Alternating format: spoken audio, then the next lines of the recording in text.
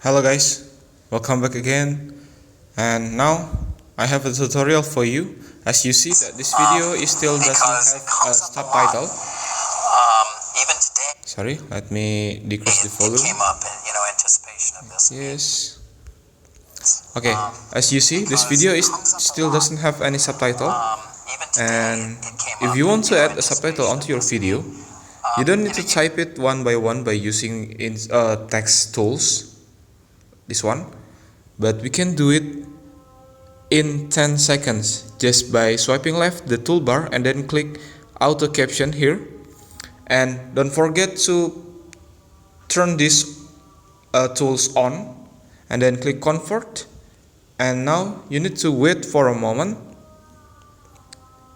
and see if this result of the caption is still doesn't same as the video. You can adjust it like this. Maybe you can put more text as same as the videos that you edit.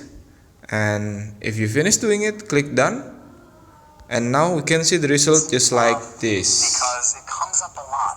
Now you can see it by now that the video is already have a subtitle. You do some tweets that seem to be. And that's the way how you to do it. Thank you for watching. Don't forget to like, comment, and subscribe.